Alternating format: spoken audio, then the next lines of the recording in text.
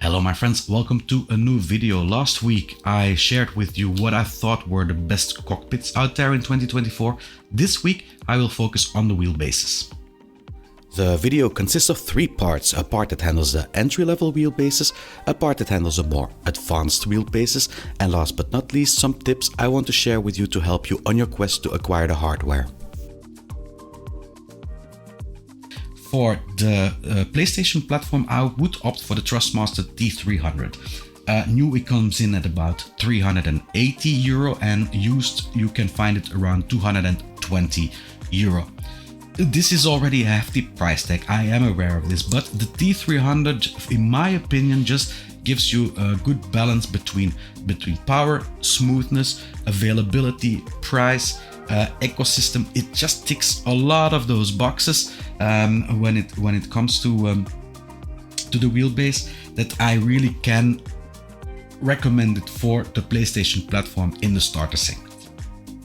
For Xbox, I would also recommend the Thrustmaster, but then the TX, the brother of the T300, for the same reasons that I just said for the T300.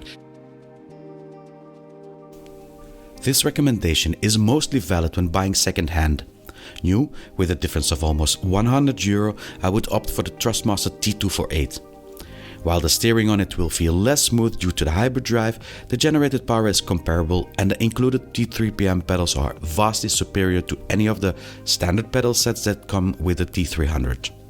The Thrustmaster T128 is the cheapest active force feedback set out there, but unless the budget is really strained, buying via secondhand is not an option and you don't mind a small plastic steering wheel and very unsatisfying pedals, I would not recommend it.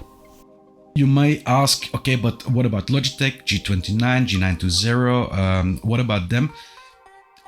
Don't get me wrong, they're good. It's a very solid package, it doesn't break easily, has a nice leather steering wheel, pedals are okay, it's good. But if I look at it, if I really put them side by side, the Thrustmaster T300 is just better. A better representation of simulated driving and sim racing. The Fanatec bases are certainly also an option, and while the CSL-DD for Xbox is still more manageable than the GT-DD Pro, I don't think the attached price in relation to the performance makes them suitable to be considered starter wheels for consoles, even though they probably will give you the nicest sensations in the game. For PC, there is a lot more choice out there for starting wheels. There is Fanatec and Moza with their 5Nm bases. Here you will not have to pay a console license fee, and it brings down the price by a substantial amount, making them suitable as starter wheels. However, it is the Camo C5 that I would really recommend. It's a brilliant and powerful direct drive with a nice leather rim, good software to configure it, and the most compact form factor of all the wheelbases out there. With a price of $250, it simply cannot be matched bang for buck. Now, the big elephant in the room. But it looks horrible! I know. I can't say that it looks horrible. I have to be politically correct and say that it is an unconventional design. But the looks of it, indeed, it can be something that repels you. Also, the fact that the steering wheel can't be changed, it doesn't really help. Now, is this really this important when you go for a starter wheel? I mean, you pay $250 for a direct drive wheel that has a fantastic sensation with enough power. Yes, it looks not like the way that you are used to that it looks, but is it really that important? That is the question that you need to ask yourself. If it is important, then yeah, I would have to recommend a Fanatec or a Moza. It is your first wheelbase that you are going to buy, and well, I know you might think to buy directly a very good wheelbase that costs €700-800, but I would really advise against this. There are three different scenarios that you will encounter after using the starter wheelbase. The first one is that you are happy with the sensation, you like driving with it, it's enough for you, you don't need anything else. A second scenario would be that you need to upgrade your wheelbase. If you're not satisfied with the force that it generates or something, you will need to upgrade it. What happens? You will sell your old hardware, your starter hardware secondhand. A third one would be that after 1 to 3 months, you're not interested anymore in sim driving or sim racing. What happens? You will need to sell your hardware. The reason why I stress this is because, like any technology, it depreciates in value quickly, and the more you pay for a wheelbase new, the more you stand to lose when you have to sell it. While for some people this is not much of an issue, when I look at myself, I rather buy a wheelbase second-hand for €200 and resell it after a few months for €180.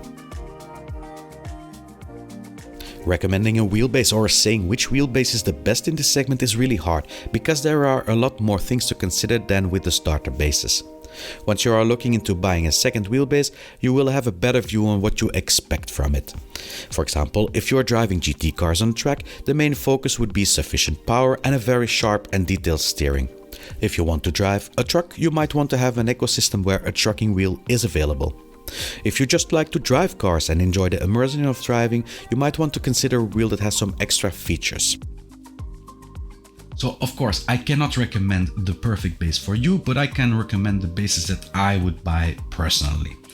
I have two wheelbases here that I want to mention. The first one is what I would like to think as the best bang for buck. That is the one, if I was having a budget, what I would buy.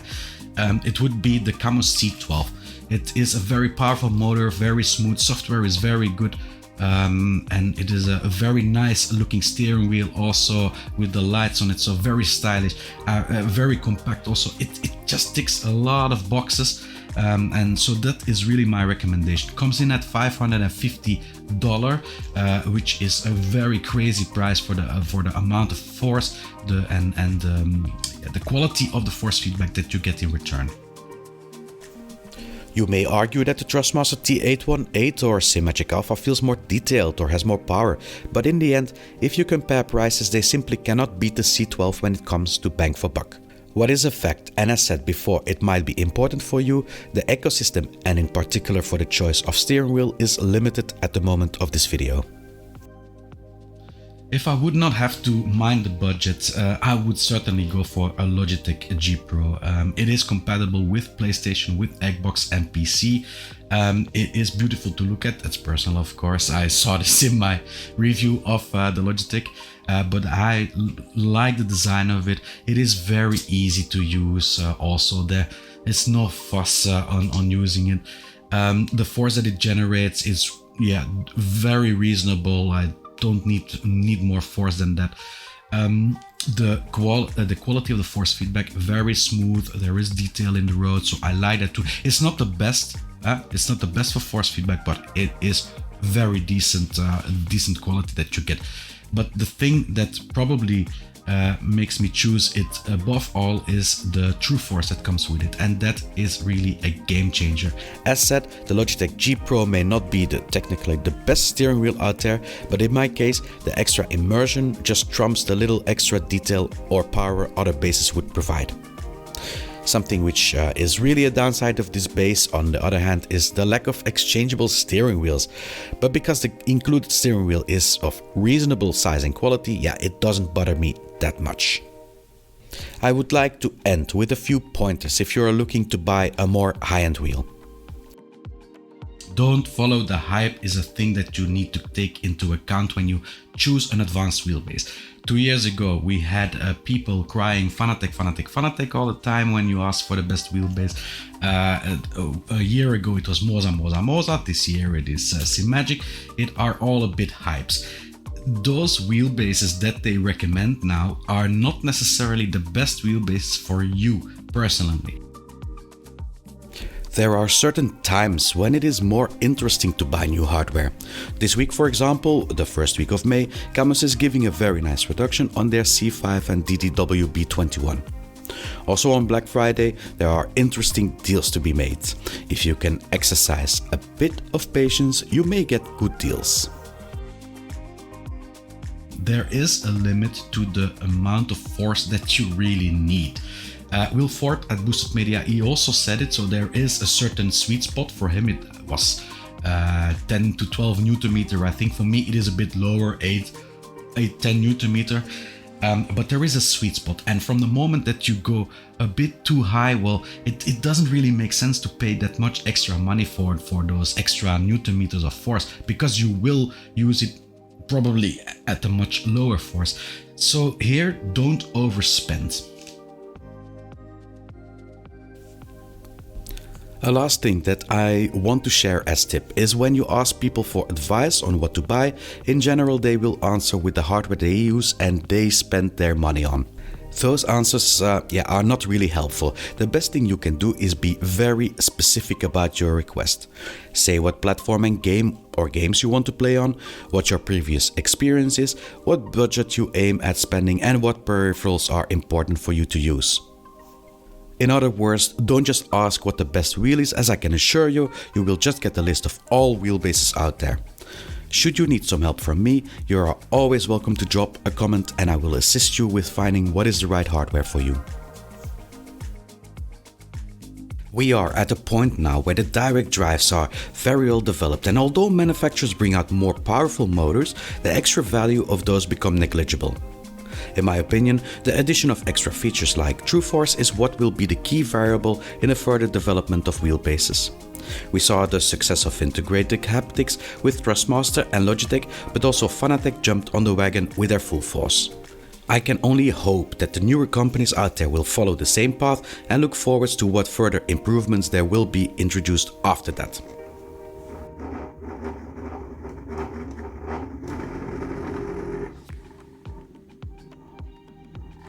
Thank you all for watching. I hope you had something from this video. As always, if you buy new hardware, give a tip to a content creator by using an affiliate link. If you had something from this video, give me the thumbs up. If you want to see more videos, subscribe, and I will see you all next video. Bye bye.